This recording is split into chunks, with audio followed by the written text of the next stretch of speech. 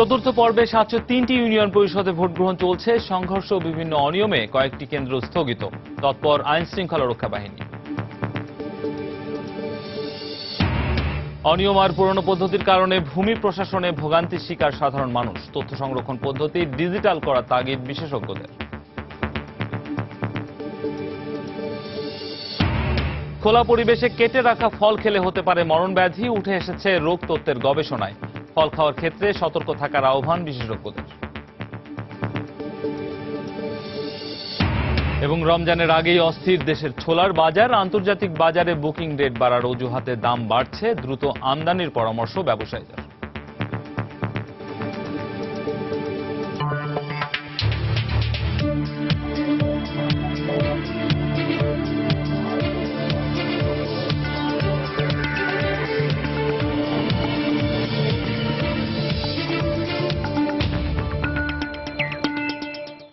দেখছিলেন শিরোনাম। আমন্ত্রণ জানাচ্ছি দেশ ও দেশের বাইরের অর্থ বাণিজ্যের নানা খবর নিয়ে আমাদের নিয়মিত আয়োজনের সময় বাণিজ্য। আর আপনাদের সঙ্গে আছি আমি রামিম হাসান। শুরুতে ইউনিয়ন পরিষদ নির্বাচনের খবর। চতুর্থ পর্যায়ে দেশের ৪৭টি জেলার ৭০৩টি ইউনিয়ন পরিষদে ভোট গ্রহণ শুরুর পরপরই বিভিন্ন কেন্দ্রে বিচ্ছিন্ন কিছু সংঘর্ষের ঘটনা ঘটেছে। ফেনীর দুটি ইউনিয়নের প্রার্থীদের সমর্থকদের মধ্যে সংঘর্ষে মোট ১০ জন গুলিবিদ্ধ হয়েছেন। সকালে ফেনীর ছাগলনাইয়া উপজেলার শুভপুর ইউনিয়নে ভোট গ্রহণ শুরুর কিছুক্ষণের মধ্যেই দুই ইউপি সদস্যের পদপ্রার্থী সমর্থকদের মধ্যে সংঘর্ষ বাধে। এতে ৪ জন গুলিবিদ্ধ হন। পরে আহতদের উদ্ধার করে স্থানীয় হাসপাতালে ভর্তি করা হয়। একই উপজেলার মহামায়া ইউনিয়ন পরিষদেও দুই ইউপি সদস্য পদপ্রার্থীর সমর্থকদের সংঘর্ষে ৬ জন গুলিবিদ্ধ হয়েছেন। এছাড়া ঘোপাল ইউনিয়নের আওয়ামী লীগের চেয়ারম্যান পদপ্রার্থীর সমর্থকদের হামলায় স্বতন্ত্র প্রার্থী আজিজুল হক আহত হয়েছেন। এদিকে লক্ষ্মীপুরে সদর উপজেলার টুমচর ইউনিয়নের একটি কেন্দ্রে আওয়ামী লীগের দু গ্রুপের সংঘর্ষে অন্তত ৩০ জন আহত হয়েছেন।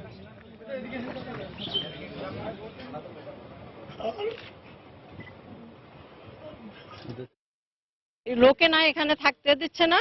আনারসের বোট বলছি আর বলে যে কোনো আনারসের বোট এখানে হবে না, এখান থেকে চলে যান। সন্ত্রাসীরা এলোপাতারি গুলি করা শুরু করছে এবং গুলি করার পরে চেয়ারম্যান সাহেব পড়ে গেছে। পড়ার পরে মারধর করছে। আমি নিজেও পাথর খাইছি এবং কি কয় যে এবার আমি এক ঘরে যাই উঠি। এদিকে অন্যান্য ইউনিয়নে শান্তিপূর্ণভাবেই চলছে ভোট গ্রহণ। দেশে এবারই প্রথম স্থানীয় সরকারের সর্বনিম্ন স্তরের এই নির্বাচন হচ্ছে দলীয় প্রতীকে। সকাল থেকে ভোট কেন্দ্রগুলোতে দেখা যায় ভোটারদের সরব উপস্থিতি। বেলা বাড়ার সাথে সাথে ভোটারদের লাইনও দীর্ঘ হয়। ব্যাপক উৎসাহ উদ্দীপনার মধ্য দিয়ে লাইনে দাঁড়িয়ে ভোট দেন তারা। পুরুষ ভোটারদের পাশাপাশি নারী ভোটারদের উপস্থিতি ছিল চোখে পড়ার মতো। এদিকে ভোটারদের নিরাপত্তা ও নাশকতা এড়াতে কেন্দ্রগুলোতে আইন শৃঙ্খলা রক্ষা বাহিনীর পর্যাপ্ত সদস্য মোতায়েন রয়েছে। এবার চতুর্থ ধাপে ৭৪৩টি ইউনিয়ন পরিষদ নির্বাচনের তফসিল ঘোষণা করে কমিশন। কিন্তু আদালতের নির্দেশনা ও নানা অভিযোগের প্রেক্ষিতে ৪০টি ইউপির নির্বাচন স্থগিত করা হয়।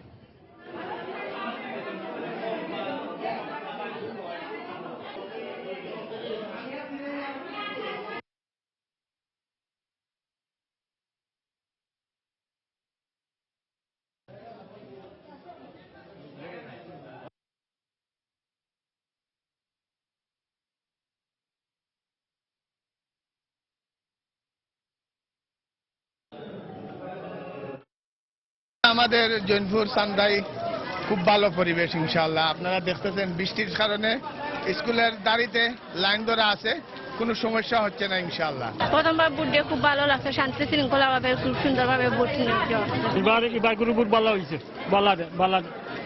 কোনো ঝামেলা হয়নি। সরকারিভাবে যতগুলো নিয়ম শৃঙ্খলা বাহিনী সহ সবগুলো যারা আছে সবার সহযোগিতা নিয়ে আমরা মোটামুটিভাবে 100% সুষ্ঠু নির্বাচন করার জন্য এখানে বদ্ধপরিকর। সমস্ত কেন্দ্র ইতিমধ্যে ভিজিট করেছি, সবগুলা মোটামুটি নিরাপত্তা ব্যবস্থা ভালো, আমাদের ভালো প্রস্তুতি আছে আর কি। এবারে সরাসরি যাব ইউপি নির্বাচনের খবর জানতে ভোট কেন্দ্রগুলোতে। নির্বাচনের খবর জানাতে ঢাকার নবাবগঞ্জের বাহরা ইউনিয়নে আছেন আমাদের রিপোর্টার সৌমিত্র শুভ্র, এবং ব্রাহ্মণবাড়িয়ার আখাউড়ার মনিয়ন্দ ইউনিয়নে আছেন আমাদের রিপোর্টার কামারুজ্জামান মামুন। আমরা সরাসরি চলে যাচ্ছি তাদের কাছে। প্রথমে যাচ্ছি সৌমিত্রের কাছে। সৌমিত্র। রামিম, চতুর্থ ধাপের ইউপি নির্বাচনের ভোট গ্রহণ প্রক্রিয়া একটু নিবিড়ভাবে পর্যবেক্ষণ করতে আমরা এসেছি নবাবগঞ্জের গালিমপুর ইউনিয়নের একটি ভোট কেন্দ্রে, একেবারে বুথে এসেছি আমরা। এখানে দেখতে এসেছি ভোটারদের ভোট গ্রহণ, ভোটদান প্রক্রিয়া কতটা আসলে তারা স্বচ্ছন্দে দিতে পারছেন। এসে আমরা কথা বলেছি এখানে যিনি সহকারী প্রিজাইডিং অফিসার রয়েছেন এবং তার সঙ্গে দুজন পোলিং অফিসার রয়েছেন, তাদের সঙ্গে তারা জানিয়েছেন যে এই বুথটিতে মোট 345 জন ভোটারের ভোট রয়েছে এবং ইতোমধ্যে কিন্তু 3 ঘন্টা অতিক্রান্ত হয়েছে মাত্র নির্বাচনের ভোট গ্রহণের। ইতোমধ্যে কিন্তু 128টি ভোট ইতোমধ্যেই জমা পড়েছে এই ব্যালট বাক্সে।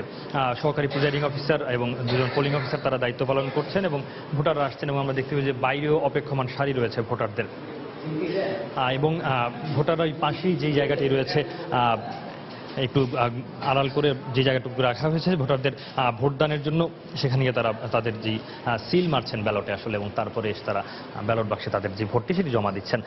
সহকারী প্রিজাইডিং অফিসার, পোলিং অফিসার দুজনের বাইরে রয়েছেন বিভিন্ন প্রার্থীর পোলিং এজেন্টরা, যারা একেবারেই প্রার্থীর পক্ষ থেকে একান্ত যে পর্যবেক্ষক থাকেন তারা, তাদের সঙ্গে আমরা কথা বলেছি। তারা আমাদের কাছে জানিয়েছেন যে এখন পর্যন্ত এই কেন্দ্রে ভোট গ্রহণ সুষ্ঠুভাবে সম্পন্ন হচ্ছে এবং কোনো ধরনের অনিয়ম বা বিশৃঙ্খলা তারা দেখতে পাননি বলে আমাদেরকে জানিয়েছেন। এছাড়া তাদের সঙ্গে কথা বলেছি, তারা বলেছেন যে তাদের যে কাঙ্ক্ষিত ভোটার যাদের আসার কথা রয়েছে তারা আসছেন এবং এখানে ভোট দিচ্ছেন তাদের পছন্দের প্রার্থীদের। এছাড়া দেখতে পেয়েছি যে এই যে ইউনিয়নটি রয়েছে গালিমপুর ইউনিয়নে মোট 10,000 ভোটার রয়েছেন এবং দেখতে পেয়েছি যে এই ভোটারদের মধ্যে অধিকাংশ নারী এবং সবগুলো কেন্দ্রে, আমি এর আগে আরো 2টি ইউনিয়ন পরিষদের ভোট গ্রহণ দেখে এসেছি, সবগুলো কেন্দ্রে আমরা কিন্তু নারীদের তুলনামূলক উপস্থিতি একটু বেশি দেখতে পেয়েছি।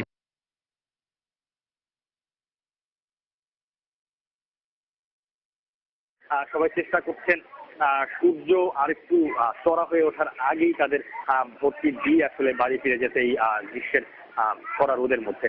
তবে এটিও দেখতে পেয়েছি যারা ভোটার এসেছেন তারা সবাই সন্তোষ প্রকাশ করেছেন ভোটদানের এই ধরনের পরিস্থিতির জন্য, এই ধরনের আবহাওয়ার জন্য, এবং তারা বলেছেন যে এইভাবে ভোট দিতে পারে। তবে এটিও দেখতে পেয়েছি যারা ভোটার এসেছেন তারা সবাই সন্তোষ প্রকাশ করেছেন ভোটদানের এই ধরনের পরিস্থিতির জন্য, এই ধরনের আবহাওয়ার জন্য, এবং তারা বলেছেন যে এইভাবে ভোট দিতে পেরে তারা আনন্দিত, তাদের ভোটাধিকার প্রয়োগ করতে পেরে তারা আনন্দিত। আর যেটি বলতে হয় যে কথা বলেছি যারা সমর্থক বা অন্যান্য যারা প্রার্থী রয়েছেন তারা বলেছেন যে আসলে যিনি জিতুন না কেন, যেহেতু এক ধরনের পারস্পরিক সৌহার্দ্য রয়েছে সবার মধ্যে, তারা চেষ্টা করবেন হারুক বা জিতুক একসঙ্গে কাজ করে নিজেদের এলাকার উন্নয়নের। তো এই হচ্ছে এখানকার অবস্থা। সহকর্মী কামরুজ্জামান মামুন রয়েছেন ব্রাহ্মণবাড়িয়ার আখাউড়ায়। আখাউড়ার ইউনিয়ন পরিষদ নির্বাচনের ভোট গ্রহণের খবরাখবর জানবো তার কাছ থেকে। সৌমিত্র, আখাউড়া উপজেলার যে 5টি ইউনিয়ন পরিষদে আজ চতুর্থ দফায় ভোট গ্রহণ অনুষ্ঠিত হচ্ছে এবং আপনাকে জানিয়ে রাখি মোট 47টি ভোট কেন্দ্রে 198টি বুথে কিন্তু এই ভোট গ্রহণ চলছে। এখন কিন্তু বেলা 11টা বেজে গেছে এবং সকাল থেকে এরই মধ্যে 3 ঘন্টা পেরিয়ে গেছে ভোট গ্রহণের, এবং এই 3 ঘন্টায় কিন্তু আমরা এখন পর্যন্ত 2টি ভোট কেন্দ্রে সহিংসতার খবর পেয়েছি। আপনাকে যদি জানাই তাহলে টানকি উত্তর সরকারি প্রাথমিক বিদ্যালয়, যেখানে ভোট কেন্দ্র দখলের খবর পাওয়া গেছে, এবং তোলাই শিমুল ভোট কেন্দ্র, যেখানে 3টি গাড়ি ভাঙচুরের তথ্য আমরা পেয়েছি এবং আমরা সেই চিত্রও দেখেছি যে সেখানে গাড়িগুলো ভাঙচুর করা হয়েছে। এবং আমরা এখন রয়েছি মোগড়া বহুমুখী উচ্চ বিদ্যালয়ে এবং এখানে কিন্তু ভোট গ্রহণ চলছে। এবং আপনাকে জানাই যে এখন যে ভোট কেন্দ্রটিতে আমরা রয়েছি এখানে কিন্তু মোট ভোটার রয়েছে 2400-রও বেশি, যার অর্ধেকের বেশি আবার নারী ভোটার এখানে রয়েছে। তবে এখানে ভোটারদের সাথে আমরা কথা বলে যেটা জানতে পেরেছি, তারা বলছেন যে ভোট গ্রহণের ধীর গতির একটা বিষয় রয়েছে এবং এই বিষয়ে তারা আমাদের কাছে অভিযোগ করেছেন যে ভোট গ্রহণ প্রক্রিয়াটি যদি আরো দ্রুত করা হতো তাহলে হয়তো তাদের সময় বাঁচত। আর একটু আপনাকে জানিয়ে রাখি যে এই যে কেন্দ্রটিতে আমরা রয়েছি মোগড়া ইউনিয়ন, এই মোগড়া ইউনিয়নে কিন্তু এবার চেয়ারম্যান পদে লড়ছেন 2 জন, সংরক্ষিত মহিলা আসনে লড়ছেন 2 জন এবং সাধারণ সদস্য পদে লড়ছেন 3 জন। তো এর ভেতরে ধানের শীষ প্রতীক নিয়ে যিনি লড়ছেন এবং যিনি নৌকা প্রতীক নিয়ে লড়ছেন, এই 2 জন প্রার্থীর মধ্যেই কিন্তু আসলে মূল প্রতিদ্বন্দ্বিতা হচ্ছে। এখানে আসলে 2 জনের সমর্থকদেরই আমরা পেয়েছি। তারা বলছেন যে আসলে এখানে যারা ভোট দিতে আসছেন এখানে কিন্তু আসলে ভোট দিতে কাউকে বাধা দিতে দেওয়া হচ্ছে না। তবে বিচ্ছিন্নভাবে কিছু ঘটনা ঘটেছে। এর আগে আমরা মনিয়ম ইউনিয়নে ছিলাম, সেখানে কিন্তু আমরা দেখেছি যে ধাওয়া পাল্টা ধাওয়ার ঘটনা ঘটেছে। আর একটু তথ্য আপনাকে আপনাকে জানাই যে এখানে মোট 5টি যে ইউনিয়ন পরিষদের নির্বাচন অনুষ্ঠিত হচ্ছে, এর ভেতরে আখাউড়া উত্তর এবং আখাউড়া দক্ষিণ এই দুটি ইউনিয়ন পরিষদে কিন্তু কোনো ধরনের সহিংসতার খবর আমরা এখন পর্যন্ত পাইনি, এবং এখানে যে ভোট কেন্দ্রগুলো রয়েছে সেখানেও কিন্তু কোনো বিচ্ছিন্ন ঘটনার খবর পাওয়া যায়নি। সেই কেন্দ্রগুলোতে কিন্তু সুষ্ঠুভাবেই ভোট গ্রহণ চলছে। আপনি নিশ্চয়ই দেখতে পাচ্ছেন যে আসলে এখানে কেন্দ্রের ভেতরে দুই প্রার্থীর সমর্থকের মধ্যে কথা কাটাকাটি হচ্ছে। তো রামিম, আমার কাছে এখন পর্যন্ত এতটুকুই ছিল। শেষ পরবর্তী ঘন্টায় আপনাকে জানাবো বিস্তারিত।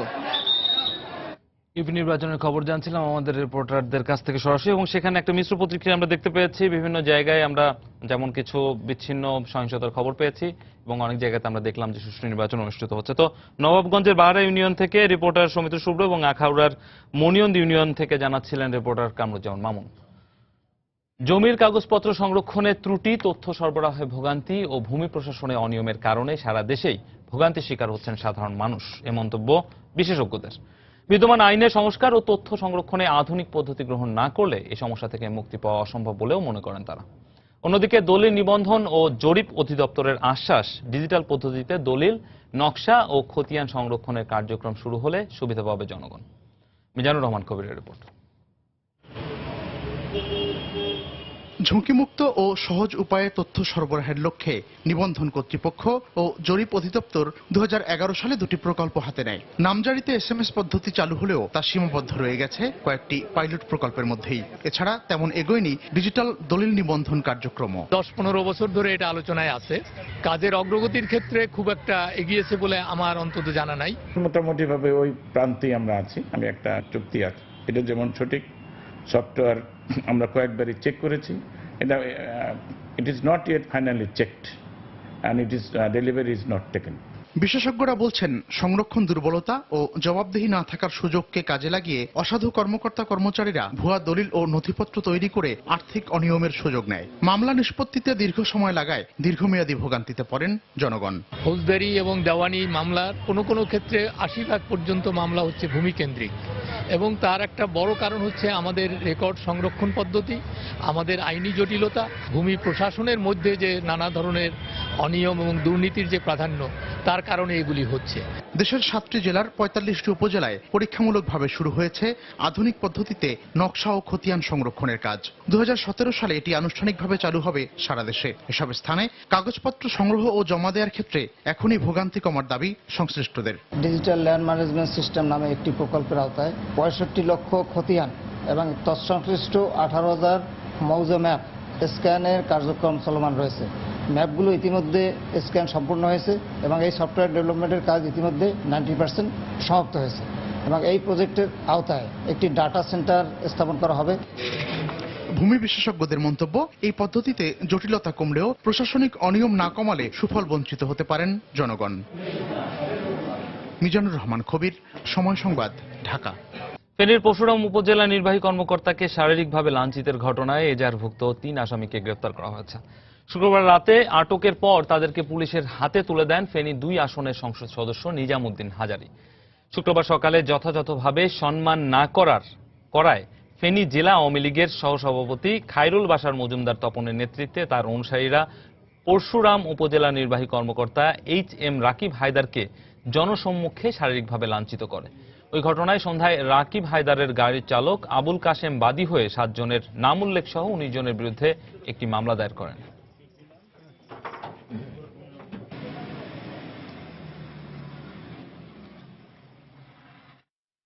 এই ঘৃণিত কাজে যারা সম্পৃক্ত, সে দলের কোন পদে আছে সেটা দেখার বিষয় না। আমরা চাই যারা তদন্তের মাধ্যমে যারাই থাকুক, এই ঘটনার সাথে সম্পৃক্ত যারাই থাকুক, তার বিরুদ্ধে ব্যবস্থা নেওয়া হবে। আবারও সরাসরি জানবো ইউপি নির্বাচনের খবর। এই মুহূর্তে নির্বাচনের খবর জানাতে চট্টগ্রামের হাটহাজারী উপজেলার এলাকায় আছেন সহকর্মী কমল দে, এবং ময়মনসিংহের ফুলবাড়ী উপজেলার ঘাগড়া ইউনিয়ন এলাকায় আছেন সহকর্মী হারুনুর রশিদ। সরাসরি চলে যাব তাদের কাছে। প্রথমে যাচ্ছি কমলদের কাছে। কমল, ধন্যবাদ রামিম। চট্টগ্রামে হাটহাজারে যে উপজেলায় 14টি ইউনিয়ন নির্বাচন অনুষ্ঠিত হচ্ছে, এখন পর্যন্ত বলা যায় অনেকটা উৎসবমুখর পরিবেশেই এই নির্বাচন চলছে। এত বিচ্ছিন্ন কিছু ঘটনা ঘটেছে। কিছুক্ষণ আগে মির্জাপুর ইউনিয়নের একটি কেন্দ্রে ভোট গ্রহণ বন্ধ রাখা হয়েছে। মূলত এই কেন্দ্রটি দখলের চেষ্টা করেছিল দুর্বৃত্তরা, এরপর ম্যাজিস্ট্রেট গিয়ে ভোট কেন্দ্রের ভোট গ্রহণ বন্ধ করে দেয়। এছাড়া কিন্তু তেমন আর কয়েকটি কেন্দ্র থেকে অর্থাৎ দখল বা পাল্টা দখল এবং জাল ভোটের অভিযোগ আসলো। আর অন্যান্য যে কেন্দ্রগুলো রয়েছে সেখানে কিন্তু অনেকটা শান্তিপূর্ণ পরিবেশে এই ভোট গ্রহণ চলছে। আপনি দেখতে পাচ্ছেন যে প্রখর রোদ উপেক্ষা করে কিন্তু এই নারী ভোটাররা সে সকাল থেকে লাইন ধরে কিন্তু ভোট দিচ্ছে। তবে একটি অভিযোগ উঠে আসছে, তা হচ্ছে ভোট গ্রহণের ক্ষেত্রে ধীর গতি। এক্ষেত্রে ভোটাররা বলছেন যেহেতু প্রখর রোদ, কিন্তু যে পরিমাণ ভোটার সেই পরিমাণ বুথের কোনো ব্যবস্থা না রাখায় এই নারী ভোটারদেরকে দীর্ঘক্ষণ ধরে এই রোদের মতো অপেক্ষা করতে হচ্ছে। আমরা তো এমনও দেখেছি প্রায় 2 ঘন্টার বেশি সময় লাইন ধরে অপেক্ষার পর ভোট দিয়েছে, এমনও নজির রয়েছে এই হাটহাজারীতে। আর চট্টগ্রামের 2টি উপজেলা উত্তর চট্টগ্রাম বিশেষ করে হাটহাজারী এবং রাউজান উপজেলার মোট 28টি ইউনিয়নে আজ নির্বাচন অনুষ্ঠিত হচ্ছে। এর মধ্যে হাটহাজারী যে 14টি ইউনিয়নের মধ্যে 128টি ভোট কেন্দ্র রয়েছে। 128টি ভোট কেন্দ্রের মধ্যে মাত্র একটি ভোট কেন্দ্রে কিছুক্ষণ আগে ভোট গ্রহণ বন্ধ রাখা হয়েছে এবং এছাড়া 127টি যে কেন্দ্র রয়েছে সেখানে কিন্তু অনেকটা শান্তিপূর্ণ পরিবেশে কিন্তু এই ভোট গ্রহণ চলছে। পুলিশ কর্মকর্তারা আমাদেরকে জানিয়েছেন তারা যে প্রতিটি কেন্দ্রের মধ্যে 12 থেকে 15 জন করে পুলিশ এবং আনসার মোতায়েন রেখেছে। একই সাথে তারা এই কেন্দ্রের বাইরের মধ্যে বিজিবি এবং র্যাব টহল দিয়ে যাচ্ছে। তারা বলছেন নির্বাচন কমিশনের নির্দেশনা অনুযায়ী শান্তিপূর্ণভাবে ভোট গ্রহণের জন্য যা যা প্রয়োজন তা সবকিছু করা হচ্ছে এই চট্টগ্রামের হাটহাজারী উপজেলায়। কারণ আপনি জানেন যে গত একদিন আগে অর্থাৎ পরশু রাতে চট্টগ্রামের হাটহাজারীতে কিন্তু এই নির্বাচনে সহিংসতা একজনের মৃত্যু হয়েছে। আর এরই প্রেক্ষিতে কিন্তু নির্বাচন কমিশন থেকে কঠোর নির্দেশনা হয়েছে যাতে কোনো রকম সংঘাত কিংবা প্রাণহানির ঘটনা না ঘটে। আর তারই প্রেক্ষিতে গিয়ে কিন্তু এখানে আমরা দেখেছি ব্যাপক পুলিশি করা নিরাপত্তার ব্যবস্থার মধ্যে দিয়ে ভোট গ্রহণ চলছে। যে কারণে কিন্তু আমরা দেখেছি একটি কেন্দ্রের মধ্যে কিছুটা সংঘাতের খবর পাওয়ার সাথে সাথে কিন্তু ম্যাজিস্ট্রেটের পক্ষ থেকে সেই কেন্দ্রে ভোট গ্রহণ বন্ধ করে দেওয়া হয়েছে। এছাড়া এখানে যে বাকি যে 14টি ইউনিয়ন এবং 127টি কেন্দ্র, এই 127টি কেন্দ্রের মধ্যে কিন্তু অনেকটা উৎসবমুখর পরিবেশের মধ্যে এই ভোট গ্রহণ চলছে। এক্ষেত্রে প্রার্থীদের মধ্যে থেকে কিছু কিছু অভিযোগ উঠে আসছে, যেমন বলছে কেন্দ্র দখল হচ্ছে বা জাল ভোট চলছে। এই বিষয়ে আমরা কথা বলেছিলাম ঊর্ধ্বতন আইন নির্বাচন কর্মকর্তা বা পুলিশ কর্মকর্তাদের সাথে। তারা বলছে নির্বাচন একটি গুজবের একটি বিষয় থাকে, এই জন্য একটি গুজব ছড়িয়ে সবাই সুযোগ নেওয়ার চেষ্টা করে, এই ধরনের হয়তো গুজব নেওয়ার এটা একটা চেষ্টা। আচ্ছা, এখন আমি বলি যে চট্টগ্রাম যে হাটহাজারী যে নির্বাচন চলছে এখন পর্যন্ত অনেকটা শান্তিপূর্ণ পরিবেশে ভোট গ্রহণ চলছে বলা যায়। এবং রাউজানও আমরা খবর নিয়েছি, রাউজানও একইভাবে এই শান্তিপূর্ণ পরিবেশে ওখানে 128টি কেন্দ্রে ভোট গ্রহণ চলছে। এখন পর্যন্ত আমার কাছে আমি ছিল চট্টগ্রামের হাটহাজারী উপজেলার নির্বাচনের সর্বশেষ। এখন ময়মনসিংহের নির্বাচনের খবর জানার জন্য আমরা চলে যাব সহকর্মী হারুনুর রশিদের কাছে। ধন্যবাদ কমল। আসলে ময়মনসিংহের উপজেলার যে 2টি উপজেলায় নির্বাচন অনুষ্ঠিত হচ্ছে, ময়মনসিংহ সদর এবং ময়মনসিংহের ফুলবাড়িয়ার 18টি ইউনিয়ন পরিষদে নির্বাচন অনুষ্ঠিত হচ্ছে। সকাল থেকে আসলে ভোট গ্রহণ শান্তিপূর্ণ হলেও বেলা বাড়ার সাথে সাথে কিছু বিচ্ছিন্ন ঘটনা ঘটেছে। আমরা এই মুহূর্তে অবস্থান করছি ফুলবাড়িয়া উপজেলার দেওখোলা ইউনিয়নের দেওখোলা সরকারি প্রাথমিক বিদ্যালয় ভোট কেন্দ্রে। এই ভোট কেন্দ্রে আসলে বেলা 10টার দিকে একটি অপ্রীতিকর ঘটনা ঘটে। এখানে বেলা 10টার দিকে কয়েকজন উচ্ছৃঙ্খল যুবক এসে একটি ভোট কেন্দ্র দখল করে কিছু ব্যালট পেপারে সিল মারে এবং এই সিল মারার অভিযোগে এখানে একজনকে আটকও করেছে পুলিশ এবং তাকে ধরে ফুলবাড়িয়া থানায় নিয়ে গেছে। এবং ওই সিল মারার ঘটনার সময় এই কেন্দ্রে কিছুটা বিশৃঙ্খলার সৃষ্টি হয় এবং সাময়িকভাবে ভোট গ্রহণের একটি অচলাবস্থার সৃষ্টি হয়। তবে তাৎক্ষণিক পুলিশের অবস্থানের কারণে এবং ফুলবাড়িয়া থানার ওসি রিফাত রাজীবের নেতৃত্বে মোবাইল টিম এসে এখানে কেন্দ্রের পরিস্থিতি স্বাভাবিক রাখে এবং যারা কেন্দ্র দখল করতে এসেছিল তাদেরকে পুলিশের উপস্থিতি টের পেয়ে তারা পালিয়ে যায় এবং পালিয়ে যাওয়ার সময় আজাদ মিয়া নামে এক যুবককে পুলিশ আটক করতে সক্ষম হয় এবং তাকে থানায় নিয়ে যায়। এরপর এই কেন্দ্রে আসলে ময়মনসিংহের জেলা প্রশাসক মুস্তাকিম বিল্লাহ ফারুকি, পুলিশ সুপার মইনুল হক সহ পুলিশ, র্যাব, বিজিবির ঊর্ধ্বতন কর্মকর্তারা এখানে কেন্দ্র পরিদর্শন করেছেন এবং ভ্রাম্যমাণ আদালতের একটি টিমকেও আমরা দেখতে পাচ্ছি যে এখনো কেন্দ্রের আশপাশে রয়েছে। তো এখন আবার ভোট গ্রহণ শুরু হয়েছে এবং শান্তিপূর্ণভাবে এখানে ভোট গ্রহণ এখন চলছে। এছাড়া আরেকটি অপ্রীতিকর ঘটনা ঘটেছে ফুলবাড়িয়ার নাওগাঁও ইউনিয়নের শাপলা সরকারি প্রাথমিক বিদ্যালয় ভোট কেন্দ্রে। সেখানে কিছু উচ্ছৃঙ্খল যুবক কিছু ভোট কেন্দ্রে এসে তারা ব্যালট পেপার ছিনতাই করে নিয়ে যায় এবং ছিনতাই করে নিয়ে যাওয়ার সময় এই সময় পুলিশ পরিস্থিতি নিয়ন্ত্রণে আনতে গুলি করে এবং আমরা জানতে পেরেছি যে এখানে 16 রাউন্ড গুলি করে পুলিশ এবং গুলির পরে আসলে কেন্দ্র মোটামুটি দখলে আসে, পুলিশের নিয়ন্ত্রণে আসে এবং ব্যালট পেপার যেগুলো নিয়ে গিয়েছিল সেই প্রায় 100 ব্যালট পেপার ওই কেন্দ্রের ছিঁড়ে ফেলার ঘটনা ঘটে এবং পুলিশ সেই ছিঁড়া ব্যালট পেপারগুলো উদ্ধার করে এবং প্রায় 1.5 ঘন্টা ওই শাপলা সরকারি প্রাথমিক বিদ্যালয় ভোট কেন্দ্রে 1.5 ঘন্টা ভোট গ্রহণ বন্ধ ছিল এবং কিছুক্ষণ আগে ঠিক 11টায় এই শাপলা সরকারি প্রাথমিক বিদ্যালয় ভোট কেন্দ্রে ভোট গ্রহণ শুরু হয়েছে। তো আমরা এখানে আসলে পুলিশ, র্যাব, বিজিবির তৎপরতা দেখতে পাচ্ছি, ব্যাপক তৎপরতা আছে, কিন্তু তারপরেও এই দুটি কেন্দ্রে অপ্রীতিকর ঘটনা ঘটেছে এবং যেমন দেওখোলা প্রাথমিক বিদ্যালয় কেন্দ্রে এখানে সিল মারার ঘটনা ঘটে এবং শাপলা সরকারি প্রাথমিক বিদ্যালয় ভোট কেন্দ্রে ব্যালট ছিনতাইয়ের ঘটনা ঘটে। তো জেলা প্রশাসক জানিয়েছেন যে দুটি ঘটনাতেই পুলিশের হস্তক্ষেপের কারণে পরিস্থিতি স্বাভাবিক রয়েছে, এখন ভোট গ্রহণ স্বাভাবিকভাবে চলছে বলে প্রশাসনের কর্মকর্তারা আমাদের জানিয়েছেন। তো এই ছিল আসলে ময়মনসিংহের ইউনিয়ন পরিষদ নির্বাচনের ভোট গ্রহণের সর্বশেষ খবর। ফিরে যাচ্ছি স্টুডিওতে। রামিম। দর্শক, দুটি ভিন্ন এলাকার খবর জানলাম আমাদের রিপোর্টারদের কাছে। এখানে যেটি দেখা গেল, চট্টগ্রামে হাটহাজারী উপজেলার যেই নির্বাচনী পরিস্থিতি সেটাই অনেকটাই স্বাভাবিক, তবে ময়মনসিংহে কিছুটা মিশ্র প্রতিক্রিয়া আমরা দেখতে পেলাম। যেটি দেখতে পেলাম ফুলবাড়ী উপজেলার দেওখোলা ইউনিয়ন থেকে আমাদের রিপোর্টার হারুন রশিদ যেমনটি জানাচ্ছিলেন যে পরিস্থিতি মোটামুটি একটা মিশ্র অবস্থার মধ্যে রয়েছে। কিছুক্ষণ আগেও বিভিন্ন বিশৃঙ্খলার ঘটনা ঘটলেও এখন কিন্তু একটা সুশৃঙ্খল পরিস্থিতির মধ্যে দিয়ে ভোট গ্রহণ চলছে। যাচ্ছে অন্যান্য খবরে। খোলা পরিবেশে কেটে রাখা ফল খেলে মারাত্মক রোগ ব্যাধি সহ প্রাণনাশের আশঙ্কা রয়েছে। রোগতত্ত্ব ও রোগ নির্ণয় গবেষণা প্রতিষ্ঠান IEDCR এর গবেষণায় উঠে এসেছে এমন তথ্য। প্রতিষ্ঠানটির গবেষণায় দেখা গেছে গত মাসে টাঙ্গাইলে কেটে বিক্রি করা তরমুজ খেয়ে একজনের মৃত্যু ও 14 জন অসুস্থ হয়েছেন। যদিও খুচরা বিক্রেতারা বলছেন কেটে রাখা ফলের প্রতি আকর্ষণ বেশি ক্রেতাদের, তবে মেডিসিন বিশেষজ্ঞরা বলছেন খোলা পরিবেশে কেটে রাখা যে কোনো ফলই স্বাস্থ্য ঝুঁকি বাড়ায়। ফখরুল শাহিনের রিপোর্ট। টাঙ্গাইল পৌর এলাকার কাকমারা গ্রামে গত 10 এপ্রিল তরমুজ খেয়ে ফাহিম নামের 6 বছরের এক শিশুর মৃত্যু হয়।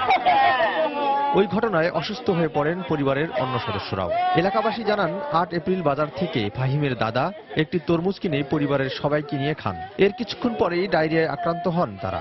পরে সবাইকে টাঙ্গাইল সদর হাসপাতালে ভর্তি করা হলে 2 দিন পর ফাহিমের মৃত্যু হয়।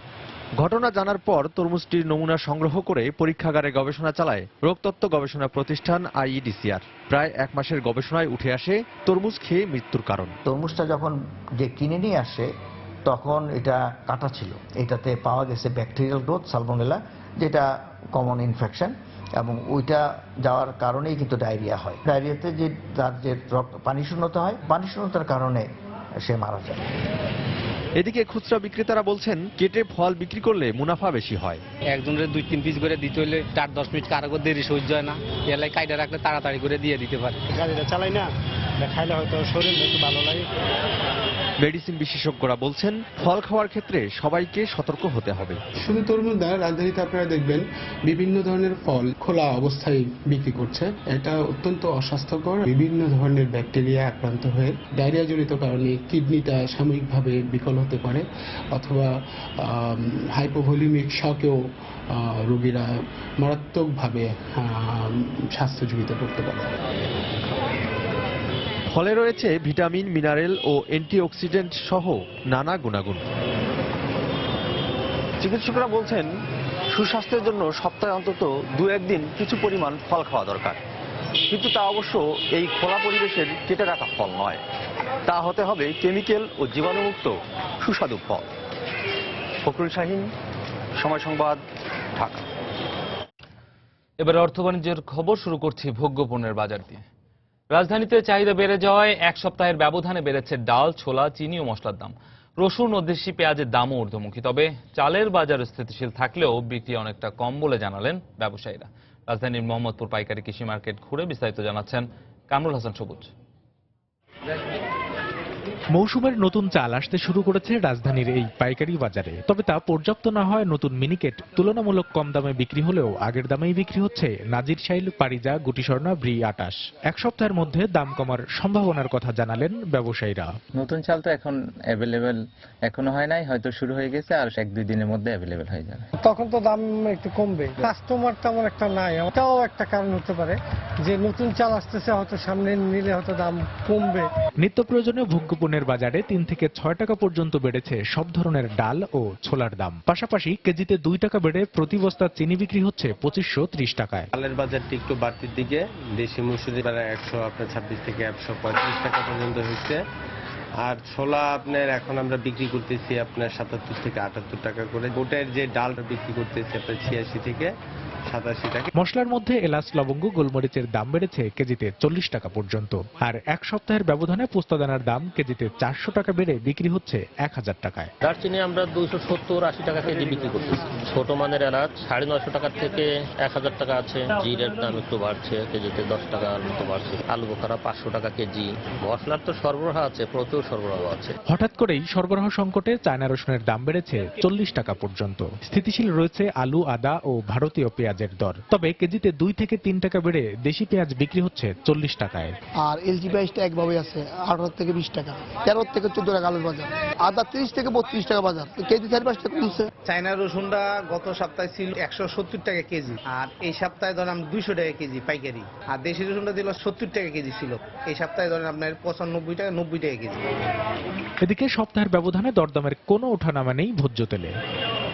কামরুল হাসান সবুজ, সময় সংবাদ, ঢাকা। এখনো রমজান পর্যন্ত অপেক্ষা করেন না ব্যবসায়ীরা। রমজানের আগেই অস্থির হয়ে উঠেছে দেশের ছোলার বাজার। আন্তর্জাতিক বাজারে বুকিং রেট বাড়ার অজুহাতে দেশের বাজারে দিন দিন বাড়ছে ছোলার দাম। গত বছর এ সময় প্রতি কেজি ছোলা পাইকারি পর্যায়ে 65 টাকা বিক্রি হলেও এখন তা বেড়ে দাঁড়িয়েছে 85 টাকায়। সরকারি পর্যায়ে দ্রুত ছোলা আমদানির ব্যাপারে ব্যবস্থা নেওয়া না হলে রমজানের দাম আরও বাড়ার আশঙ্কা করছেন ব্যবসায়ীরা। বিস্তারিত জানাচ্ছেন কমল দেব। বছরের অন্যান্য সময় দেশে ছোলার তেমন চাহিদা না থাকলেও শুধুমাত্র রমজান মাসে এর চাহিদা কয়েক গুণ বেড়ে যায়, যার পরিমাণ অন্তত 70 থেকে 80 হাজার মেট্রিক টন। প্রতি বছরই এ নিয়ে চলে নানা কারসাজি। এই বছরও যেন কারসাজি বাদ যাচ্ছে না। রমজান শুরুর আরো 1 মাস বাকি থাকলেও বেড়েই চলেছে ছোলার দাম। আর এবার রপ্তানিকারক দেশগুলোতে খরার কারণে উৎপাদন কম হওয়ার অজুহাত দেখাচ্ছেন ব্যবসায়ীরা। গত বছর এই সময় আপনার 65 থেকে প্রকারভেদে 70 টাকা পর্যন্ত কেজি ছিল, আর এই বছর আপনার 80 থেকে 85 টাকা পর্যন্ত কিলো প্রকারভেদে এখানে ছোলা পাইকারি মার্কেটে বিক্রি হচ্ছে। ফসল উৎপাদন অত্যন্ত কম হয়েছে। ইথিওপিয়াতে একই অবস্থা, মায়ানমারে একই অবস্থা, এবং বিভিন্ন দেশ বায়ার হওয়ার কারণে ছোলার দামটা খুব বেড়ে গেছে। ব্যবসায়ীদের দাবি, আন্তর্জাতিক বাজারে গত বছরের এই সময়ে প্রতি মেট্রিক টন ছোলার দাম $550 হলো, এখন তা বিক্রি হচ্ছে $1100। এই বছর এটা 1000 থেকে $1150 বুকিং হয়ে গেছে এবং মালও পর্যাপ্ত পরিমাণ আসে নাই। ছোলার দামের অস্বাভাবিক ঊর্ধ্বগতি ঠেকাতে টিসিবির মাধ্যমে দ্রুত আমদানি এবং তা বাজারে সরবরাহের পরামর্শ এই ব্যবসায়ী নেতার। টিসিবি এবং সরকারের মাধ্যমে এবং ব্যবসায়ীদের মাধ্যমে এটা আমদানি করতে হবে এবং রমজান মাসে অন্তত 10-15 দিন আগে যাতে আমাদের এই মাল এখানে পৌঁছে যায় সে ব্যবস্থা করতে হবে। সরকারিভাবে ছোলার চাহিদার পরিমাণ 70,000 মেট্রিক টন বলা হলো। চলতি অর্থ বছরের মার্চ মাস পর্যন্ত দেশে 1,36,711 মেট্রিক টন ছোলা আমদানি হয়েছে। কমল দে, সময় সংবাদ, চট্টগ্রাম। এবারে পণ্য আমদানি রপ্তানির খবর। দেশের সবচেয়ে বড় সমুদ্র বন্দর চট্টগ্রাম বন্দরের খবরাখবর জানতে চলে যাচ্ছি সহকর্মী পার্থ প্রতিম বিশ্বাসের কাছে। তিনি আছেন নগরীর বন্দর এলাকায়। পার্থ, কি অবস্থা বন্দরে পণ্য ওঠানামা এবং সবশেষ কি খবর আছে আপনার কাছে? ধন্যবাদ রামিম। আজকে চট্টগ্রাম বন্দরে নবনির্মিত যে কার শেড রয়েছে সে কার শেডের কিন্তু উদ্বোধন করা হয়েছে। প্রায় 1 বছর আগে এই কার শেডের নির্মাণ কাজ শুরু হলেও শেষ হলেও কিন্তু সেক্ষেত্রে তখন উদ্বোধন করা সম্ভব হয়নি। আমার পিছনে আপনারা যে গাড়িগুলো দেখতে পাচ্ছেন, এইখানে চট্টগ্রাম বন্দরে কিন্তু এই গাড়িগুলো রাখার জন্যই কিন্তু আজকে এই কার শেডটি উদ্বোধন করা হয়েছে। আর এই বন্দর chairman Real admiral Khaled Iqbal, এখানের খালেদ ইকবালের সভাপতিত্বে, এছাড়া চট্টগ্রাম, এছাড়া নৌ পরিবহন পরিবহন মন্ত্রী শাহজাহান খান এখানে উপস্থিত ছিলেন। কিছুক্ষণ আগে তিনি এই কার্ডশেডের উদ্বোধন করেছেন এবং কার্ডশেডের উদ্বোধন করে তিনি বলেছেন আগে কার্ডশেডের কারণে না থাকার কারণে কিন্তু যেসব গাড়ি আমদানি করা হতো সেসব গাড়ি কিন্তু অনেকটা রোদে পুড়ে অনেকটা নষ্ট হয়ে যেত, সেই কারণে এগুলো ধারণ ক্ষমতা বিশেষ করে রক্ষণাবেক্ষণ করা অনেকটা কষ্টকর ছিল। আর এই কারণে 5 একর জায়গার উপর এই কার্ডশেডগুলো নির্মাণ করা হয়েছে, যেখানে প্রায় 900 গাড়ি রাখা সম্ভব হবে, বিভিন্ন ব্র্যান্ডের গাড়িগুলো, যেখানে অত্যন্ত যত্ন সহকারে কিন্তু এখানে রাখা সম্ভব হবে। সেক্ষেত্রে কিন্তু এখানে এখন আর এই গাড়িগুলো নষ্ট হওয়ার বা রোদে পুড়ে বৃষ্টি দিবিজে খোলা মাঠে থাকার কোনো সম্ভাবনা নেই। 2015 সালের 5 মে কিন্তু এই কার্ডশেডের কাজ শুরু হয়েছিল। সেক্ষেত্রে 24 কোটি টাকা ব্যয়ে কিন্তু এখানে এই কার্ডশেডের নির্মাণ কাজ শেষ হয়েছে। আপনারা দেখতে পাচ্ছেন এখানে কিন্তু যে ক্যারিয়ারের উপর যে গাড়িগুলো রাখা আছে এটি কিন্তু বাংলাদেশে মাত্র 2টি ক্যারিয়ার রয়েছে, সেটি 2টি হচ্ছে চট্টগ্রাম বন্দরে। আর 2টি ক্যারিয়ারে করে যেহেতু বন্দরে গাড়িগুলো জাহাজ থেকে নামার পর কিন্তু নিয়ে আসতে হয়, এই ক্যারিয়ারের মাধ্যমে কিন্তু এই কার্ডশেডে নিয়ে আসা হবে। সেখানে অত্যন্ত যত্ন সহকারে এই কার্ডশেডগুলো রাখা হবে। কিছুক্ষণ আগে নৌ পরিবহন মন্ত্রী শাহজাহান খান কিন্তু এই কার্ডশেড উদ্বোধন করেছেন। তিনি আমাদেরকে বলেছেন চট্টগ্রাম বন্দর কিন্তু বাংলাদেশের মোট পৃথিবীতে যে 100টি বন্দর রয়েছে এর মধ্যে চট্টগ্রাম বন্দরের অবস্থান হচ্ছে 76তম। আর চট্টগ্রাম বন্দরের বিভিন্ন ধরনের সক্ষমতা বাড়াতে চট্টগ্রাম বন্দরের বিভিন্ন ধরনের যে উন্নয়ন, বিশেষ করে কার্ডশেড থাকার কারণে না থাকার কারণে কিন্তু এর আগে অনেক সময় যারা আমদানিকারকরা গাড়ি আনতেন সে গাড়ির যন্ত্রাংশ যেমন চুরি হয়ে যেত, সেহেতু এই গাড়িগুলো যেগুলো রয়েছে সেই গাড়িগুলো অনেকটা নষ্ট হয়ে যেত। এত দামি দামি গাড়ি যারা আমদানিকারকরা আনতেন সেক্ষেত্রে কিন্তু অনেকটা সমস্যার সম্মুখীন হতে হয়েছে বলে আমাদেরকে জানিয়েছেন তিনি। তো সেক্ষেত্রে সরকারের পক্ষ থেকে সিদ্ধান্ত নেওয়া হয়েছিল চট্টগ্রাম বন্দরের এই জায়গায়, বিশেষ করে বন্দর মাঠের বিপরীত দিকে যে 5 একর জায়গা রয়েছে সেই 5 একর জায়গার উপরেই কিন্তু এই কার্ডশেড নির্মাণ করা হয়েছে। সেক্ষেত্রে এখন থেকে সকল গাড়ি কিন্তু এখানে রাখা হবে, সেক্ষেত্রে অনেকটা যত্ন সহকারে এই রক্ষণাবেক্ষণ করা হবে। সেক্ষেত্রে বিশেষ করে আমরা অন্যান্য সময় যেমন দেখেছি বন্দরের খোলা মাঠে গাড়িগুলো ফেলে রাখার কারণে যেসব গাড়ি আমদানি করা হয় সেক্ষেত্রে অনেক যন্ত্রাংশ কিন্তু চুরি হয়ে যেত, বিশেষ করে গাড়ির চাকা, বাড়ির পার্ট যেগুলো রয়েছে দামি দামি গাড়ির, সেক্ষেত্রে অনেকদিন ফেলে রাখার কারণে কিন্তু সেগুলো চুরি হয়ে যেত। কিন্তু এখন এখানে কার্ডশেডের মধ্যে রাখার কারণে কিন্তু এখন আর চুরি হবার যেমন কোনো সম্ভাবনা নেই। সেক্ষেত্রে রোদ, বৃষ্টি বা অন্যান্য যে কোনো প্রাকৃতিক দুর্যোগ থেকে কিন্তু অনেকটা নিশ্চিতভাবে কিন্তু এখানে রাখা সম্ভব হবে বলে আমাদেরকে জানিয়েছেন নৌ পরিবহন মন্ত্রী শাহজাহান খান। এছাড়া আরেকটা বিষয় হচ্ছে এখানে যে সিকিউরিটি বিষয়টি রয়েছে, আমরা অন্যান্য সময় যেমন দেখেছি বন্দরের বাইরে থাকার কারণে কিন্তু সেক্ষেত্রে সঠিকভাবে এই কার্ডশেডগুলোর নিরাপত্তা দেওয়া সম্ভব হতো না, কিন্তু এখানে স্বয়ংক্রিয় ব্যবস্থার মাধ্যমে কিন্তু যেহেতু এটি বন্দর কর্তৃপক্ষের নিয়ন্ত্রণাধীন থাকবে সেক্ষেত্রে পর্যাপ্ত নিরাপত্তা ব্যবস্থা যেমন গ্রহণ করা হবে সেক্ষেত্রে অন্যান্য বিষয়ও এখানে নিশ্চিত করা হবে। আপনারা দেখতে পাচ্ছেন এই যে বিশাল কার্ডশেডটি রয়েছে এটি একমাত্র বাংলাদেশে প্রথম, যেখানে এখন যেসব গাড়ি আমদানি করা হবে সেসব গাড়ি এখানে রাখা হবে এবং রাখার পরে সেগুলোর রক্ষণাবেক্ষণ করা হবে। আমাদেরকে কিছুক্ষণ আগে এখানে নৌ পরিবহন মন্ত্রী শাহজাহান খান যেটি বলেছে এই বন্দরের সক্ষমতা বৃদ্ধির জন্য কিন্তু সরকারের পক্ষ থেকে নানা পদক্ষেপ গ্রহণ করা হয়েছে। সেই পদক্ষেপের অংশ হিসেবেই কিন্তু এই কার্ডশেডটি আজকে নির্মাণ করা হয়েছে। এক্ষেত্রে অন্যান্য যেসব বিষয় রয়েছে, অন্যান্য চট্টগ্রাম বন্দরের যেসব সমস্যা রয়েছে সেসব সমস্যাও কিন্তু ভবিষ্যতে এখানে যা রয়েছে তা কিন্তু এখানে তুলে ধরা হবে এবং সরকারের পক্ষ থেকে বিশেষ করে মাননীয় প্রধানমন্ত্রী চট্টগ্রাম বন্দর নিয়ে চট্টগ্রাম বন্দরের যেসব সমস্যা রয়েছে সেসব সমস্যা সমাধানে কিন্তু তিনি অনেক আন্তরিক বলে আমাদেরকে জানিয়েছেন। এছাড়া ব্যবসায়ীর উদ্দেশ্যে তিনি বলেছেন যারা আসলে অনেক গাড়ি আমদানি করেন তারা এখন অনেকটাই নিশ্চিন্তে এবং নির্ভয়ে গাড়িগুলো আমদানি করতে পারবে এবং এই যে এখানে যে কার্ডশেডটি রয়েছে প্রায় 5 একর জায়গার উপর যেখানে 900 গাড়ি রাখা হবে সে গাড়িগুলো এখানে কিন্তু রাখতে পারবে। তো এই ছিল আমার কাছে এখনো পর্যন্ত এই চট্টগ্রামের কার্ডশেড এলাকা থেকে সর্বশেষ খবর। বাংলাদেশ ব্যাংকের 8 কোটি 10 লাখ ডলার অর্থ চুরির ঘটনার জের ধরে পদত্যাগ করেছেন ফিলিপাইনের রিজাল কমার্শিয়াল ব্যাংকিং কর্পোরেশন আরসিবিসির প্রেসিডেন্ট লরেঞ্জো তান। শুক্রবার ব্যাংকটির কর্মকর্তাদের বরাত দিয়ে এ তথ্য জানিয়েছে দেশটির গণমাধ্যম ABS-CBN। যদিও এর আগে অর্থ চুরির সব ধরনের দায় থেকে অব্যাহতি দেওয়া হয়েছিল লরেঞ্জো তানকে। পরবর্তী প্রেসিডেন্ট ঘোষণার আগ পর্যন্ত আরসিবিসির ভারপ্রাপ্ত প্রেসিডেন্ট ও প্রধান নির্বাহী কর্মকর্তার দায়িত্ব পালন করবেন হেলেন ইউচেনগো ডি। হেলেনডির নেতৃত্বে দক্ষ ব্যবস্থাপনার মাধ্যমে আরসিবিসি নিজের গতিতেই এগিয়ে যাবে বলেও আশা প্রকাশ করেন তিনি। গেল 5 ফেব্রুয়ারি বাংলাদেশ ব্যাংকের রিজার্ভ থেকে চুরি হওয়া 8 কোটি 10 লাখ ডলার ফিলিপিন্সের আরসিবিসি ব্যাংকের মধ্য দিয়ে পাচার হয়ে ক্যাসিনোতে যায়। খুব দ্রুতই এই অর্থ ব্যাংকিং চ্যানেলের বাইরে চলে যায়।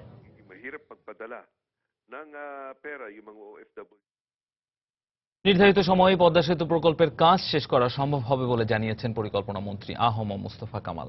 পদ্মা সেতু প্রকল্পের অগ্রগতি সরেজমিনে পরিদর্শনের পর সাংবাদিকদেরকে একথা জানান তিনি। এ সময় মন্ত্রী আবারও বলেন, পদ্মা সেতু প্রকল্পের দুর্নীতির অভিযোগ মিথ্যা প্রমাণিত হওয়ার পর বিশ্বব্যাংক এই প্রকল্পে আগ্রহ দেখালেও সরকার সেই প্রস্তাব ফিরিয়ে দিয়েছে।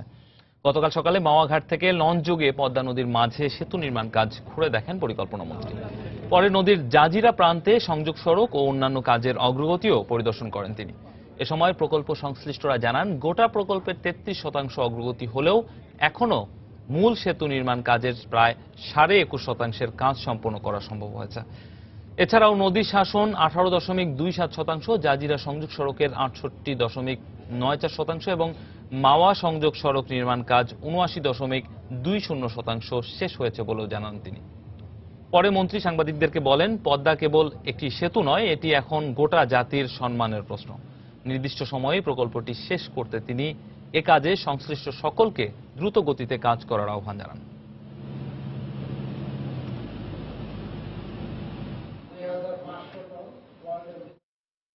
এক একটা দিন যদি আমরা বাঁচাতে পারি, কমাতে পারি আমরা প্রকল্প বাস্তবায়নে, তাহলে জাতি অনেক বেশি উজ্জীবিত আরো বেশি উজ্জীবিত হবে। আমাদের কস্ট ওভাররান হবে না। এখন আমরা কমার্শিয়ালি আমরা রান করতে পারবো এই প্রজেক্টটা।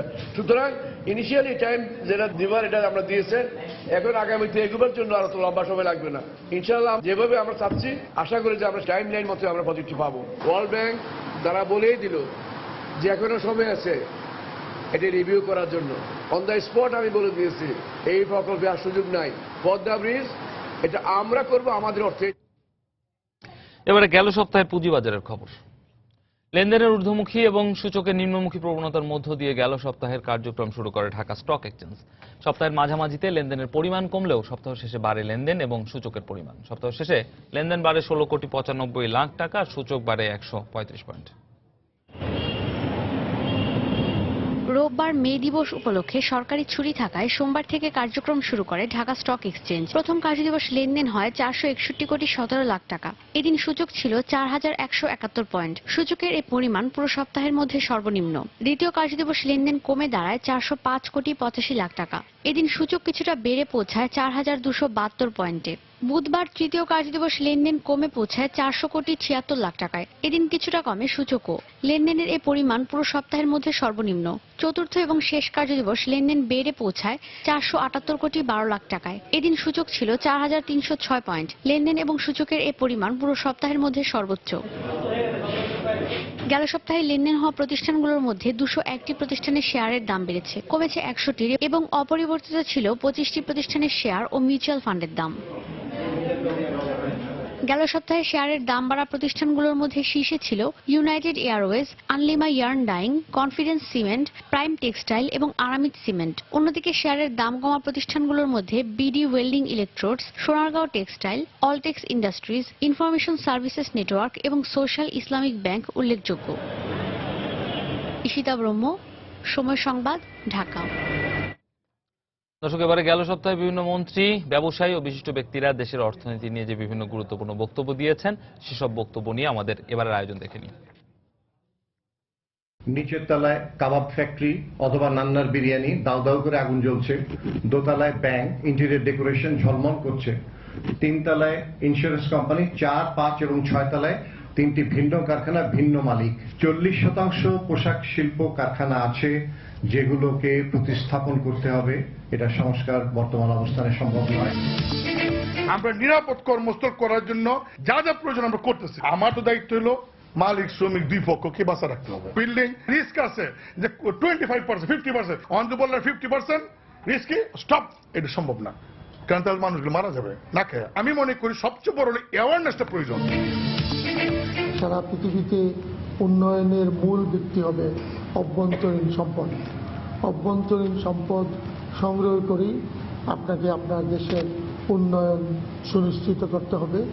আর আগের মতো বৈদেশিক নির্ভরশীলতা বা আপনার পরমুখাপেক্ষিতা যে প্যারাডাইম, সেটা চলবে না। অভ্যন্তরীণ সম্পদ সংগ্রহের যে প্রয়াস, তার সাথে এই নতুন আইন প্রবর্তনের প্রয়াস একীভূত হয়ে বাংলাদেশে একটা ভিন্ন মাত্রা লাভ করে।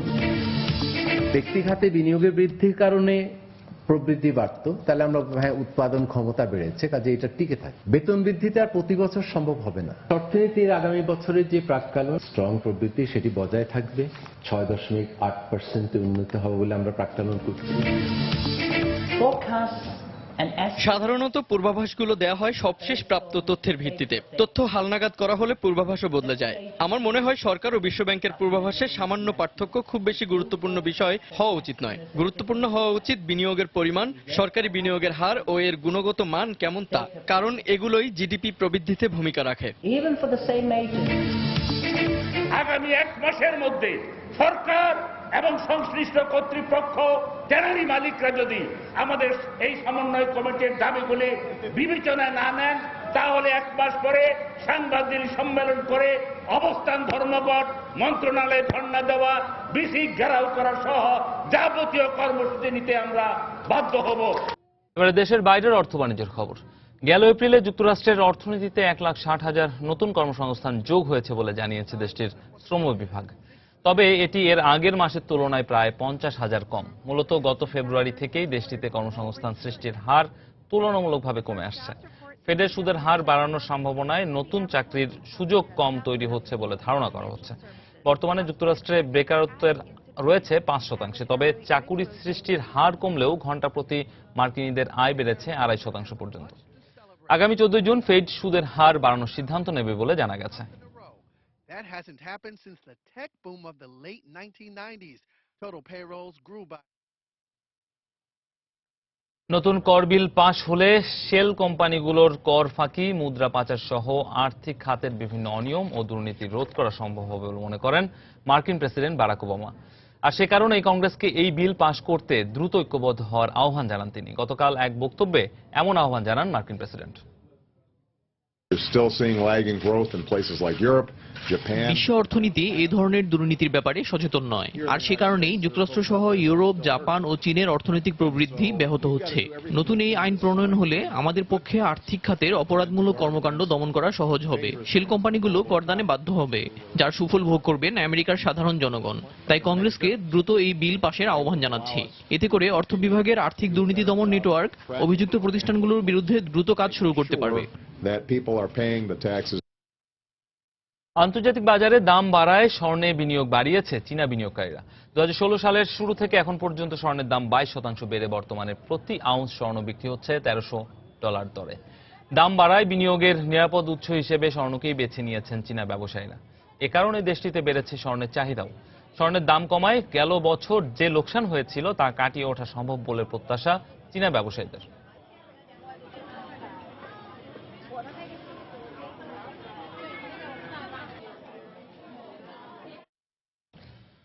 রাজনৈতিক স্বার্থে রাশিয়ার নর্ড স্ট্রিম 2 পাইপলাইন প্রকল্পের নির্মাণ কাজ বন্ধ করে দেওয়ার পরিকল্পনা করেছে ওয়াশিংটন, এমনটাই দাবি করেছেন রাশিয়ার পররাষ্ট্রমন্ত্রী Sergey Lavrov.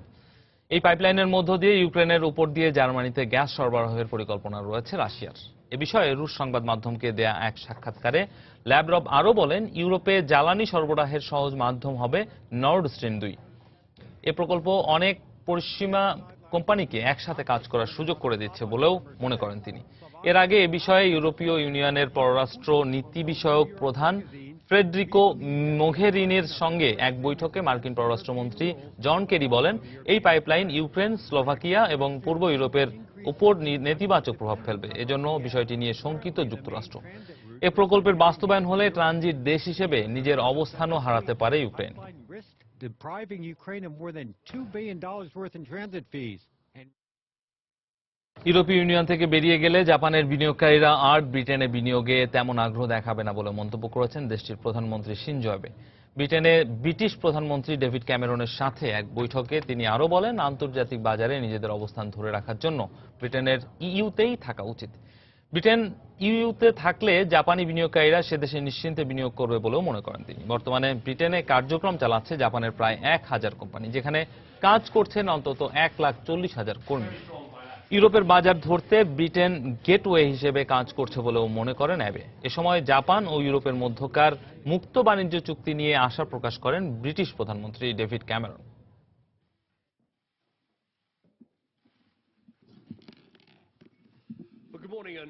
указания вывести все милицейские силы из столицы. Are you hopeful of progress in solving the junior doctors crisis?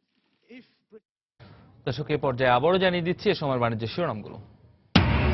চতুর্থ পর্বে 703টি ইউনিয়ন পরিষদে ভোট গ্রহণ চলছে। সংঘর্ষ ও বিভিন্ন অনিয়মে কয়েকটি কেন্দ্র স্থগিত, তৎপর আইন শৃঙ্খলা রক্ষা বাহিনী। অনিয়ম আর পুরনো পদ্ধতির কারণে ভূমি প্রশাসনে ভোগান্তির শিকার সাধারণ মানুষ। তথ্য সংরক্ষণ পদ্ধতি ডিজিটাল করার তাগিদ বিশেষজ্ঞদের। খোলা পরিবেশে কেটে রাখা ফল খেলে হতে পারে মরণ ব্যাধি। উঠে এসেছে রোগতত্ত্বের গবেষণায়। ফল খাওয়ার ক্ষেত্রে সতর্ক থাকার আহ্বান বিশেষজ্ঞদের। এবং রমজানের আগেই অস্থির দেশের ছোলার বাজার। আন্তর্জাতিক বাজারে বুকিং রেট বাড়ার অজুহাতে বাড়ছে দাম। দ্রুত আমদানির পরামর্শ ব্যবসায়ীদের।